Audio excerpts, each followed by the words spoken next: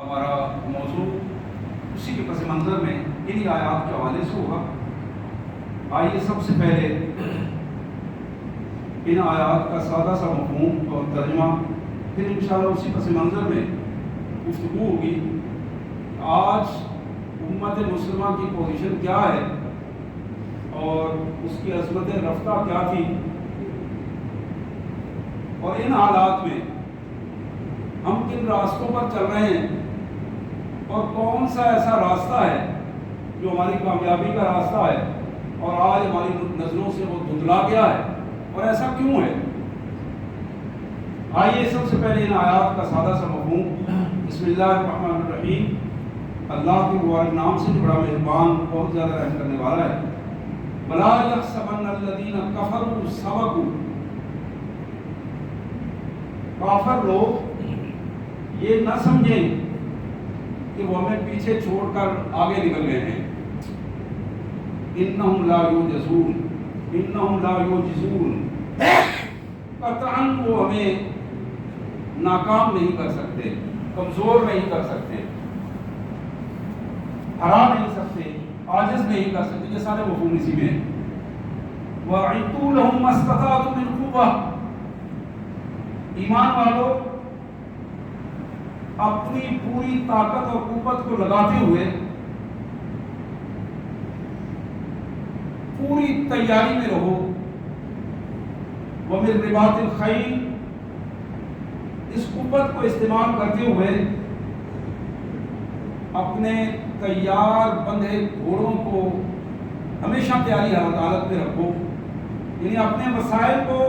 وہاں ہمیشہ تیار رکھو، اس لیے کہ ترہبون بہ عدو اللہ وعدوکم، تمہاری یہی وہ قوت ہے جہاد کی جس سے تمہیں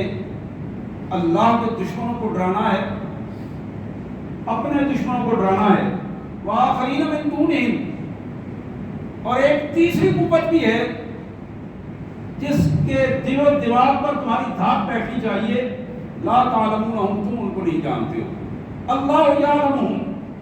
اللہ ان کو بخوبی جانتا ہے۔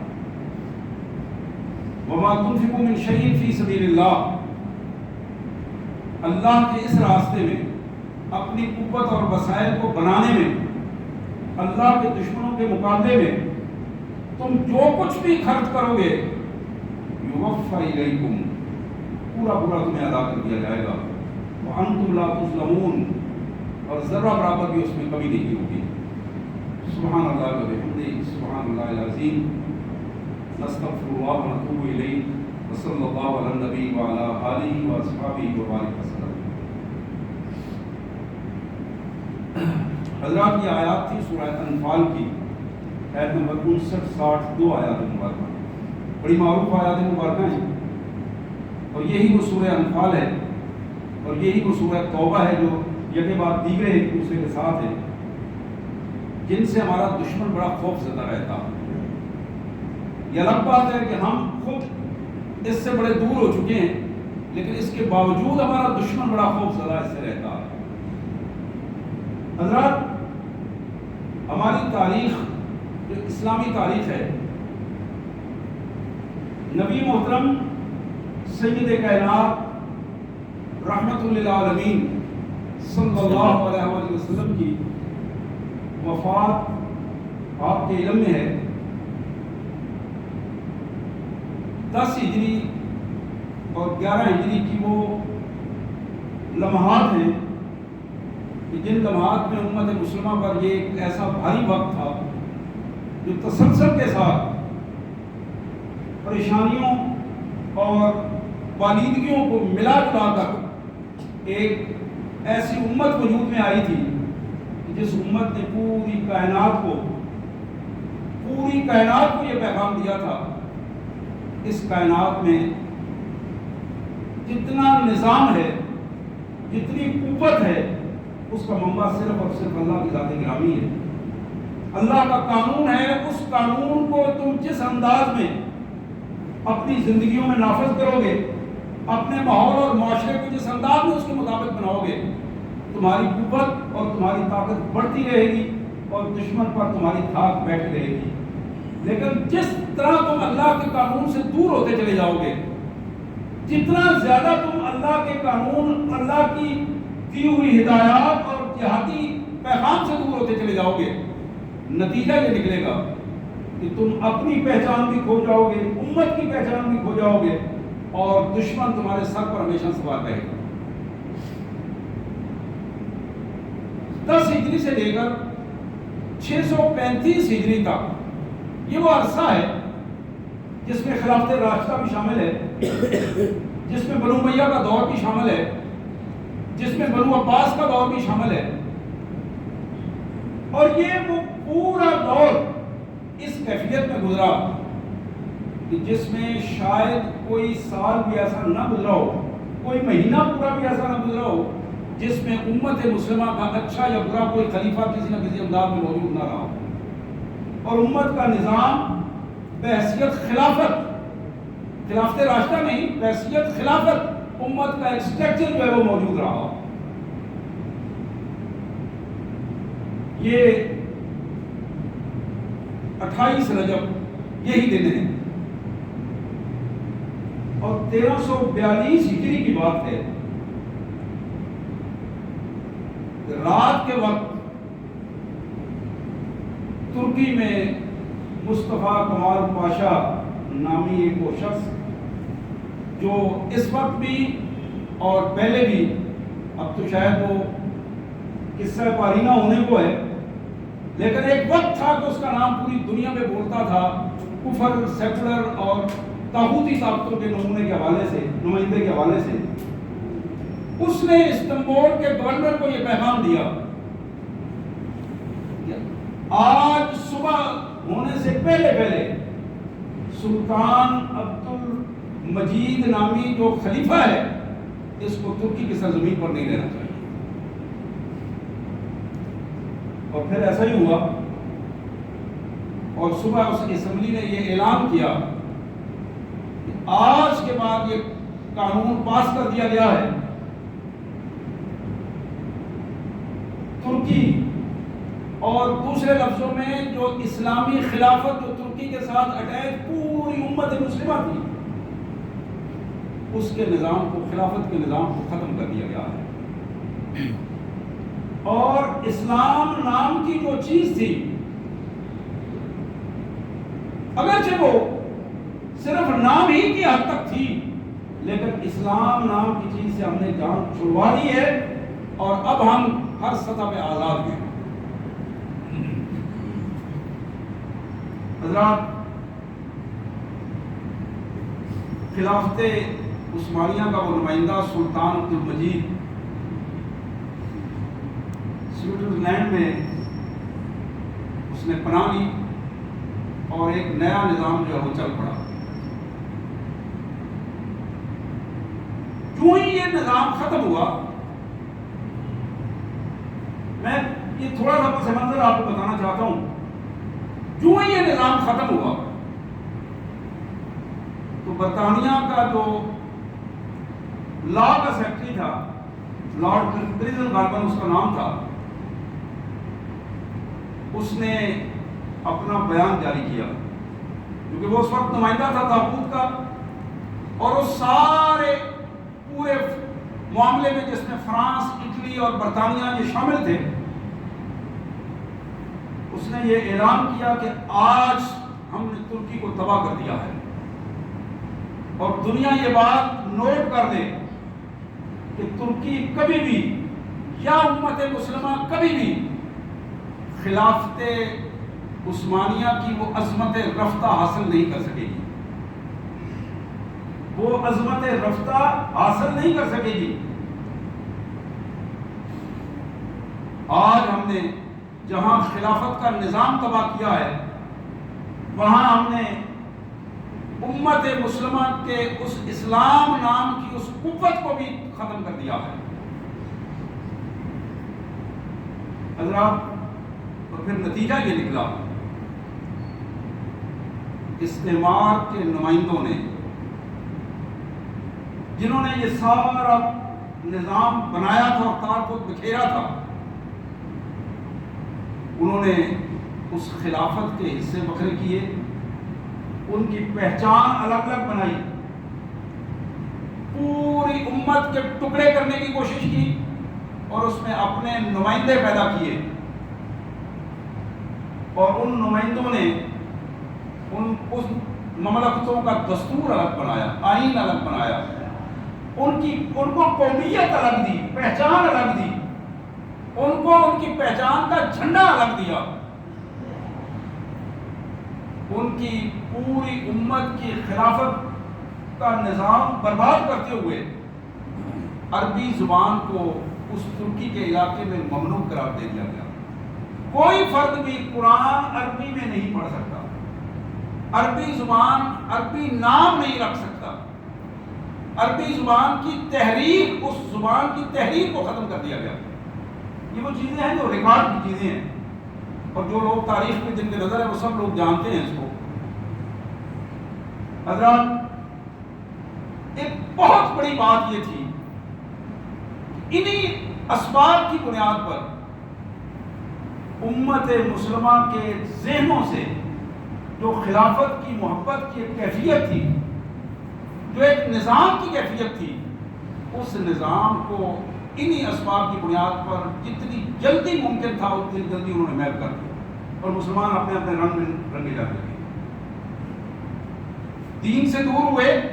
اجتماعیت سے دور ہوئے، اجتماعیت سے دور ہوئے تو امت کی وہ جو شکل تھی اس شکل کو اس طرح بگاڑ کے ٹکڑے ٹکڑے کر دیا گیا۔ جس اجتماعیت میں برکات تھی وہ برکات بھی ختم ہوئی۔ یہ الگ بات ہے کہ اس میں قصور کس کا، کہاں، کیسے تھا، لیکن جو کچھ ہمارے ساتھ ہوا آج تقریباً 100 سال ہونے کو ہے، اس کیفیت کو آج بھی، اس درد کو امت عملاً محسوس کرتی ہے۔ آج 55 سے زیادہ ٹکڑے امت مسلمہ کے جو ہو چکے ہیں، اس کیفیت کو آج بھی محسوس کیا جاتا ہے۔ میں پڑھ رہا تھا اسیر مالٹا شیخ الہند سید محمود الحسن کے حوالے سے، وہ تحریک آزادی کے پس منظر میں جب کالے پانی میں قید تھے، انہوں نے اور ان کے ساتھیوں نے اپنے ساتھ ایک نظر بند جو برطانیہ کا ایک سینئر افسر تھا اس سے ایک سوال کیا، تم یہ بتاؤ کہ ہماری خلافت تو پہلے ہی کمزور تھی، اس کی تو کوئی حیثیت نہیں تھی، خلیفہ تو ایک بوڑھا آدمی تھا اور اس کے ساتھ چلنے والے بالکل ایک نظام ہی بکھرنے والا تھا، تو تمہیں اس سے کیا خطرہ تھا کہ 3 بڑی بادشاہتیں جو اس وقت بڑی قوتیں بظاہر نظر آ رہی ہیں، وہ اٹلی ہے، فرانس ہے، برطانیہ ہے، وہ اس کمزور سی خلافت سے گھبرا کر اس کو ختم کرنے کے لیے ان کے درپے تھے، اس کی کیا وجہ ہے، تم کیا سمجھتے ہو؟ اس نے کہا یہ اتنا سادہ سوال نہیں ہے جتنا تم نے کیا ہے، اور میں ایک چھوٹا سا جواب تمہیں بتاؤں کہ تمہارے مسلمانوں کے عام آدمی میں، عام مسلمان کے اندر جو ایمان کی چنگاری موجود ہے، جس کو جہاد کا نام دیا جاتا ہے، اور اس گئے گزرے دور میں اگر قسطنطنیہ میں بیٹھا ہوا سلطان صرف یہ اعلان کر دے جہاد کا، تو پوری امت کے اس پورے علاقے میں چند دنوں میں نوجوان اکٹھے ہو جائیں گے اور یہ سلسلہ جو ہے تمہارا شروع ہو جائے گا، اور پھر شاید ہمیں چھپنے کی جگہ بھی نہ ملے۔ اس نے کہا کہ یہی وہ بنیادی وجہ ہے کہ ہمارا پورا یورپ اس بات سے کانپتا ہے کہ یہ جہاد نام کی چیز اور خلافت نام کی چیز اگر اصل حالت میں بحال ہو جاتی ہے تو پھر کفر کا وجود قائم رکھنا اپنے لیے بڑا مسئلہ بن جاتا ہے۔ اور یہی وجہ ہے کہ ہر دور میں یہودیت نے، عیسائیت نے اپنے سارے اختلافات کے باوجود، اپنی ساری رنجشوں اور لغزشوں کے باوجود اس ایک نقطے پر اپنے آپ کو متحد کیا ہے کہ کسی نہ کسی صورت میں مسلمانوں کے عملی زندگی سے اور ان کی نظریاتی زندگی سے جہاد کے لفظ کو ختم کر دیا جائے، خلافت کے لفظ کو ختم کر دیا جائے۔ یہ جہاد اور خلافت جس دور میں جس انداز میں ختم ہوتا چلا جائے گا، امت مسلمہ اپنے آپ کو بغیر کسی لڑائی کے کمزور پائے گی اور نتیجہ تن اس کا وجود آہستہ آہستہ ختم ہوتا چلا جائے. حضرات یہ ہو سکتا ہے یہ باتیں آپ کو عجیب عجیب معلوم ہو رہی ہیں اور بھاری بھاری ثقالت والی محسوس ہو رہی ہیں، لیکن یہ وہ ٹکڑا ہے امت مسلمہ کا، وہ ہمارا اجتماعی رنگ ہے جو اتنا پھیکا پڑ گیا ہے کہ آج اس رنگ کو دیکھ کر ہم خود بھی اپنی حالت نہیں پہچان رہے. اور حقیقت یہ ہے نبی محترم سید کائنات رحمت للعالمین صلی اللہ علیہ وآلہ وسلم کا وہ ارشاد آپ نے کئی دفعہ سنا ہوگا، میں آج یاد دلانا چاہتا ہوں. ایک موقع پر آپ نے ارشاد فرمایا کہ میرے ساتھیوں اس وقت تمہاری کیا حالت ہوگی جب پورا کفر اکٹھا ہو کر ایک دوسرے کو دعوت دے گا کہ آؤ مسلمان تر نوالا ہیں، آؤ انہیں ہڑپ کر جاؤ. صحابہ نے پوچھا اللہ کے پیارے رسول صلی اللہ علیہ وسلم کیا ہم کمزور ہوں گے، تھوڑے ہوں گے؟ کہا نہیں بلا تم کثیر، حضور کے الفاظ ہیں صلی اللہ علیہ وسلم، تم تعداد کے اعتبار سے زیادہ ہوگے ان سے، کمزور نہیں ہوگے، تعداد کے اعتبار سے زیادہ ہوگے. پھر ایک فطری سی بات تھی، اگلا سوال ہوا حضرت یہ بتائیں کہ تعداد کے اعتبار سے زیادہ ہوں گے، قوت بھی ہوگی، تو ہمیں کیا ہو جائے گا کہ پورا کفر ہمیں تباہ و برباد کرنے پہ آمادہ ہوگا اور اس کے لیے ایک دوسرے کو دعوت دیں گے اور اکٹھے کر رہے ہوں گے. آپ نے ارشاد فرمایا کہ تمہیں واہن ہو جائے گا، واہن. پھر سوال ہوا کہ من واہن یا رسول اللہ، اللہ کے نبی صلی اللہ علیہ وسلم کی ارشاد فرمائیے واہن کیا چیز ہے؟ آپ نے فرمایا یہ واہن وہ بیماری ہے، واہن وہ بیماری ہے. جب کسی امت کو، مسلمان امت کو لگتی ہے، مسلمان گروہ کو لگتی ہے، مسلمان فرد کو لگتی ہے، یہ اس کا ڈھانچہ تو نظر آتا ہے لیکن وہ تباہ و برباد ہو جاتا ہے، اس کے اندر سے قوت ختم ہو جاتی ہے اور یہ بیماری ہے جو اسے کھڑے کھڑے ذلت اور رسوائی سے میں مبتلا کر دیتی ہے. اس سوال کا جواب آپ نے یہ دیا حب الدنیا و کراہیت الموت. وہن کا مطلب یہ ہے کہ اس بیماری کی دو علامتیں ہیں، جس کو یہ بیماری لگی ہوئی ہے آپ ان دو علامتوں سے پہچان سکتے ہیں، حب الدنیا و کراہیت الموت. وہ قوم دنیا کو چھوڑنا نہیں چاہیے، دنیا کی محبت ان کے گھر کر جائے، وہ لوٹ کھسوٹ مال عزت دولت سٹیٹس حاصل کرنے میں لگے ہوں گے اور ہر ممکن دن رات بغیر کسی سوچے سمجھے ایک ہی سوچ ہوگی کہ دولت اکٹھی ہو جائے، سٹیٹس مل جائے، ایک زمینیں آ جائیں، کاروبار آ جائے، فیکٹریاں آ جائیں. لگی ہوئی پوری قوم اس چکر میں. حب الدنیا. اور اگلا پہلے یہ ہے کہ کراہیت الموت، مرنا نہیں چاہیں گے، مرنا نہیں چاہیں گے، لڑنا نہیں چاہیں گے، دشمن سے جہاد نہیں کرنا چاہیں گے. دو علامتیں ہیں، حب الدنیا و کراہیت الموت. یہ محمد رسول اللہ صلی اللہ علیہ وسلم نے فرمایا یہ بیماری ہے، یہ وہن ہے. جب امت مسلمہ کو بالخصوص یہ بیماری لگتی ہے، یہ دو علامتیں پورے طور پر انہیں آتی ہیں، تو پھر وہ امت اس پوزیشن میں ہوتی ہے کہ پھر کفر سارا متحد ہو کر اس امت کو مٹا دینے پر تل جاتا ہے. اگر سنجیدگی کے ساتھ آج جائزہ لیں گے بالکل یہی کہتے ہیں. آج ہم اس سٹیج پر پورے طور پر پہنچ چکے ہیں اور اس بیماری کی علامات ایک فرد سے لے کر امت تک، گروہوں تک، ویسے بھی ہم تقسیم ہیں ہر سطح پہ، اور چھوٹے چھوٹے گروہ جو مذہبی گروہ ہیں، لسانی گروہ ہیں، علاقائی گروہ ہیں، ذاتیں اور برادریوں کے گروہ ہیں، ایک ایک گروہ میں یہ دونوں علامتیں پورے طور پر پائی جا رہی ہیں. قوم کے علماء بھی اسی مرض میں مبتلا ہیں، قوم کے شیوخ بھی اسی مرض میں مبتلا ہیں، قوم کے جاگیردار بھی اسی مرض میں مبتلا ہیں، قوم کے صنعتکار بھی اسی مرض میں مبتلا ہیں. اور قوم کے سیاستدان بھی، حکمران بھی ایک دوسرے سے بڑھ چڑھ کر اس مرض میں اپنے آپ کو مبتلا کرتے چلے جا رہے ہیں، اور پھر یہ اتنی بڑی ہوس ہے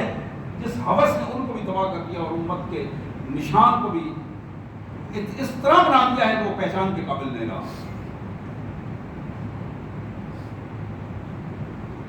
حضرات، ان حالات میں یہ جو مختصر سا نقشہ میں نے آپ کے سامنے پیش کیا ہے، اس وقت دنیا میں جو دوڑ ایک دوسرے میں لگی ہوئی ہے، یہ 2023 تک لوگ جانتے ہیں کہ وہ معاہدہ ختم ہو رہا ہے جو ترکی کے ساتھ خلافت عثمانیہ کا معاہدہ تھا، اور اس کے بعد یورپ پھر ایک دفعہ، دشمنان اسلام پھر ایک دفعہ پریشان ہیں۔ اب امت مسلمہ میں ہو سکتا ہے کہ ممکنہ طور پر پھر ایک امت انگڑائی لے رہی ہو، مسلمان سوئے ہوئے ممکنہ پھر کوئی ان میں جگانے والا پیدا ہو، اور پھر ایک تحریک پیدا ہو، اور پھر پوری دنیا میں اس تحریک کے بعد ایک ایسی نشت ثانیہ کی کیفیت ہو کہ اپنی عظمت رفتہ کو سامنے رکھ کر وہ پہچان سکے اور امت اپنا مقام بنا سکے۔ ایک کیفیت وہ بھی ہے، اور حقیقت یہ ہے اس وقت جب ہم پورے عالم اسلام پر اور پوری دنیا پر نظر ڈالتے ہیں، ترکی جسے سید مودودی رحمۃ اللہ علیہ نے ایک دور میں مرد بیمار کہا تھا، آج وہ ایک تندرست اور توانا جوان بن چکا ہے۔ اپنی بیماریاں یورپ کو دے کر اپنے پاؤں پہ کھڑا ہو چکا ہے، اور اس پوزیشن میں کہ جو کسی دور میں ترکی اس حالت میں اسے پہنچا دیا گیا تھا، غیر گزرے دور میں بھی پاکستان سے بھی اس کا سکہ کم تھا اور وہ محتاج تھا چھوٹی چھوٹی ریاستوں کا۔ آج وہ علیہ اعلان یہ اقوام متحدہ کو بھی کہہ رہا ہے کہ اگر کسی مغربی ملک کو یا کسی دوسرے ملک کو اپنی معیشت کو سنبھالا دینے کے لیے پیسے کی ضرورت ہو تو وہ میرے سے رابطہ کر سکتے ہیں۔ آج اگر برما کے مسلمانوں کی آواز کہیں اٹھائی جا رہی ہے تو طیب اردوغان کے زبان سے ہی وہ آواز اٹھتی ہے۔ مسلمان مظلوم فلسطین میں مارے جا رہے ہوں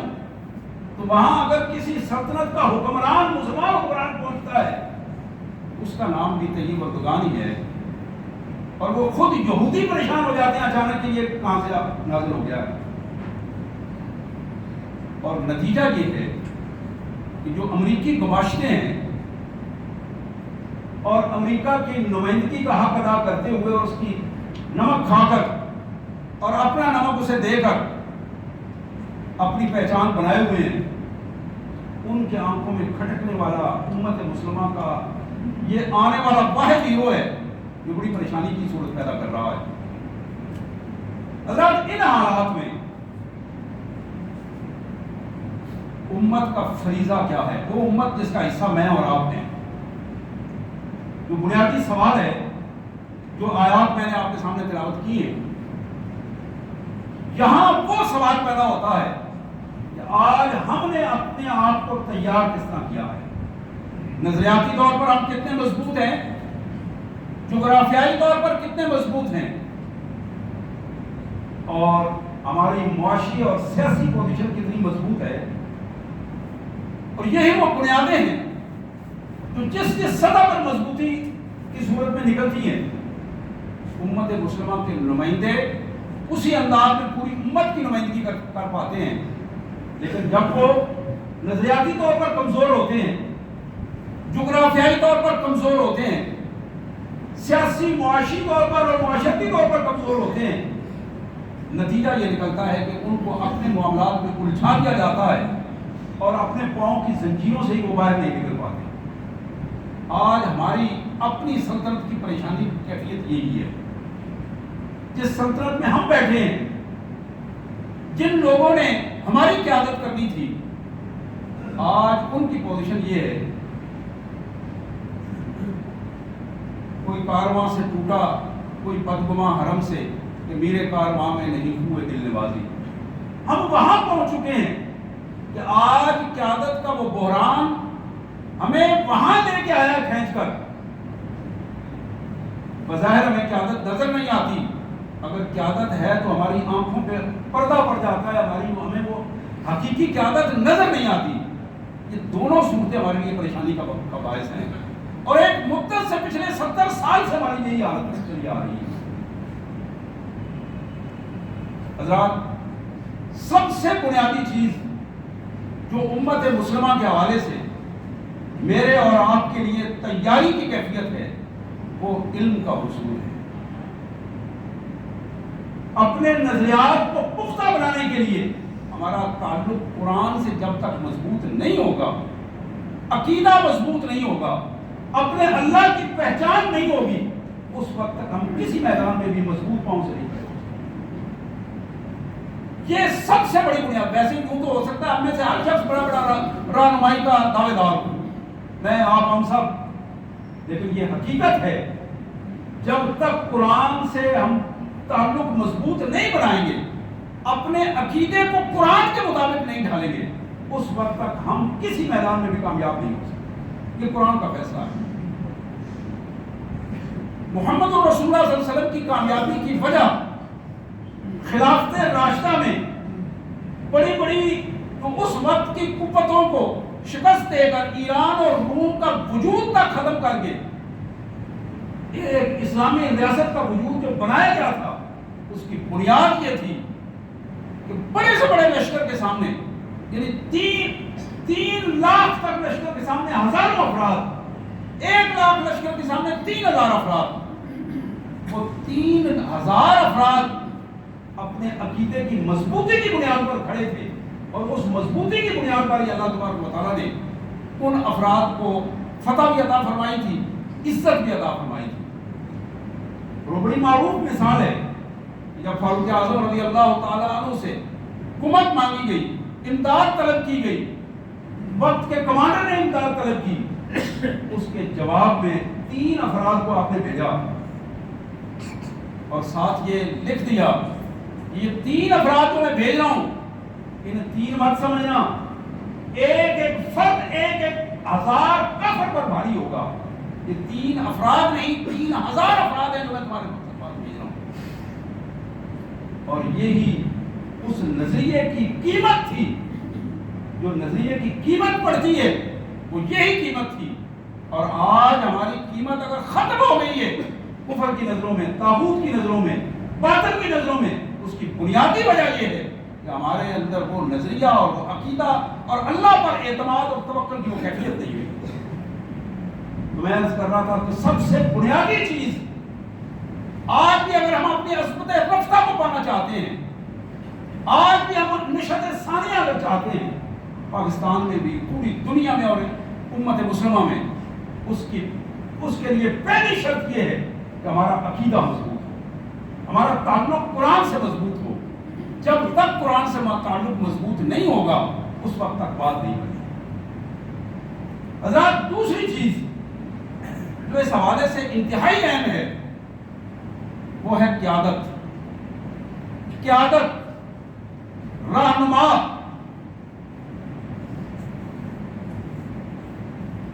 حقیقت یہ ہے رہنمائی کے لیے ہمیں محمد رسول اللہ صلی اللہ علیہ وسلم کی ذات گرامی دی گئی. اللہ کی طرف سے محمد رسول اللہ صلی اللہ علیہ وسلم کی ذات گرامی ہماری رہنمائی کے لیے انہیں دیا گیا. اور امت مسلمہ قیامت تک یہ بات بالکل طے ہے، جب تک اس شخص کو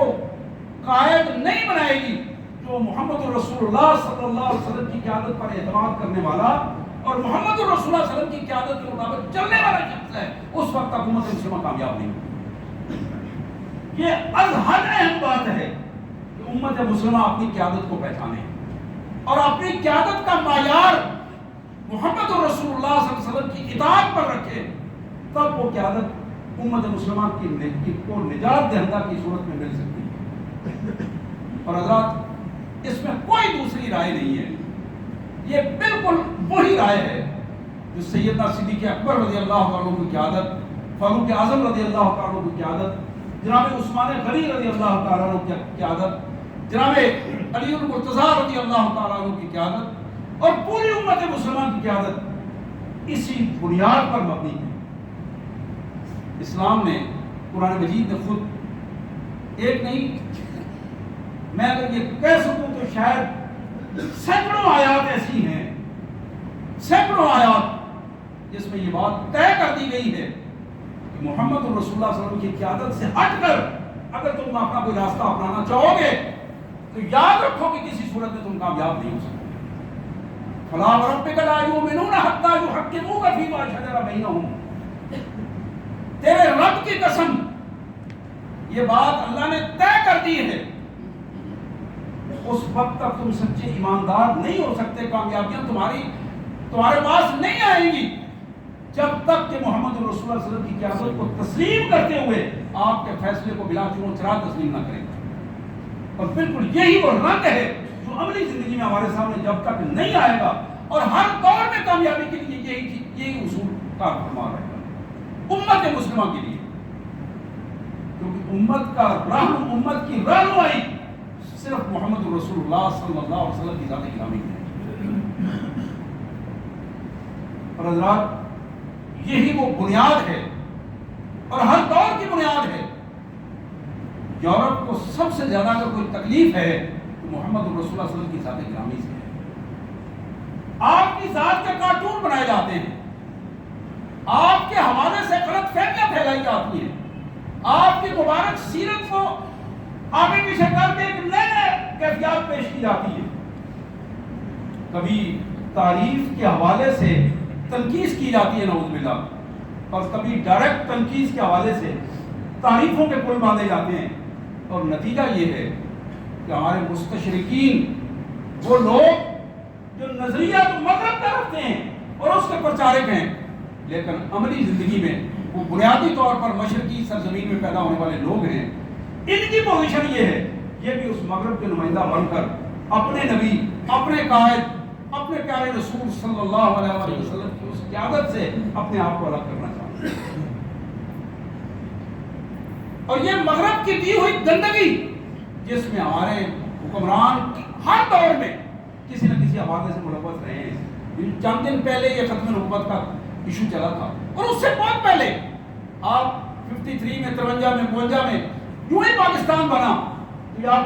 پوری 70 سالہ تاریخ میں دیکھیں گے تو مختلف ایشو محمد کریم صلی اللہ علیہ وسلم کی ذات گرامی کے حوالے سے پیش کیے گئے، اس لیے کہ ہمیں اپنی قیادت سے دور رکھنے کی کوشش کی جاتی ہے، اور ہمیں اس کا ادراک نہیں کہ ہم چھوٹے چھوٹے ٹکڑوں میں تقسیم ہو کر اپنی اس قیادت کی عظمت کو ہی نہیں پہچان سکے۔ محمد رسول اللہ صلی اللہ علیہ وسلم کی اس میں گرامی پر ہم انگوٹھے چومنا آسان سمجھتے ہیں، مجھے اس میں کوئی اعتراض نہیں، کوئی چومے کوئی نہ چومے، لیکن مجھے اس پر ضرور اعتراض ہے کہ جو شخص محمد کریم صلی اللہ علیہ وسلم کا نام لیوا ہے، اس کو محمد کریم صلی اللہ علیہ وسلم کے دیے ہوئے نظام زندگی کے حوالے سے اپنے آپ کو مخلص کرنا چاہیے، حضور کے دی ہوئی قیادت کے حوالے سے اپنے آپ کو مخلص کرنا چاہیے۔ جب تک وہ اس حوالے سے اپنے آپ کو مخلص نہیں کرے گا، اس وقت تک وہ آپ کبھی بھی کامیابی کے زینے طے نہیں کر سکتا۔ امت مسلمہ کی کامیابی کے لیے یہ لازم ہے، اور ہماری حالت کیا ہے؟ اقبال نے اس پر نوحہ لکھا ہے، میں نے کئی دفعہ یہ اشعار آپ کو سنائے ہیں، آج پھر یاد دہانی کے لیے سنا دوں۔ شور ہے کل ایک شوریدہ خوابگاہ نبی میں رو رو کے کہہ رہا تھا، کل ایک شوریدہ یعنی جذباتی، کل ایک شوریدہ خوابگاہ نبی میں رو رو کے کہہ رہا تھا کہ مصر و ہندوستان کے مسلم بنائے ملت مٹا رہے ہیں۔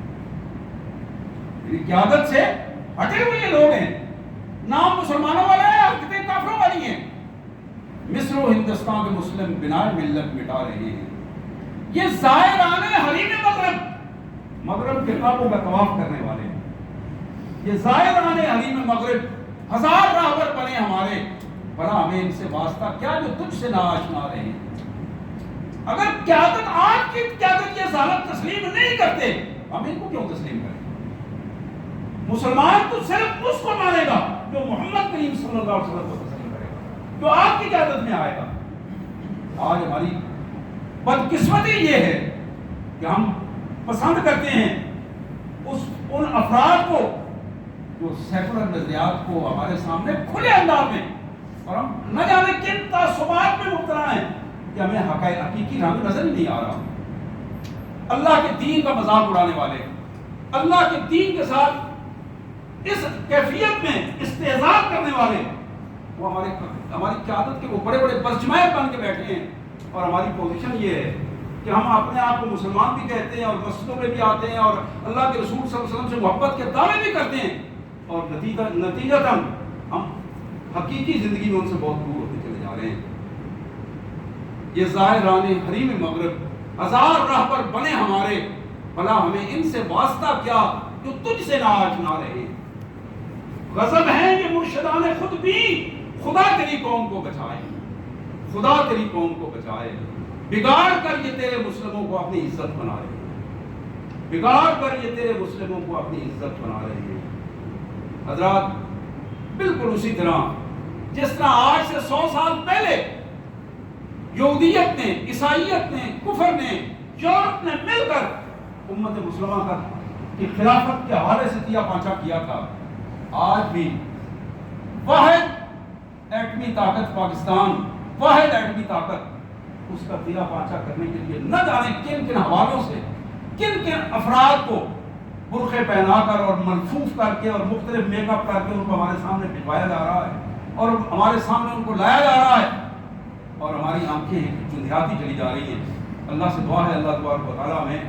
وہ پہچان عطا فرمائے جو محمد عربی صلی اللہ علیہ وسلم کے حوالے سے ہے، اور ان کی قیادت کو ہم پہچان سکیں اور ان کے دین کو پہچان سکیں، اور اپنی امت کا درد ہمیں عطا فرمائے تاکہ اس درد میں ہم اس نشت ثانی اور عظمت رفتہ کو لا سکیں۔ وآخر دعوانا الحمدللہ رب العالمین۔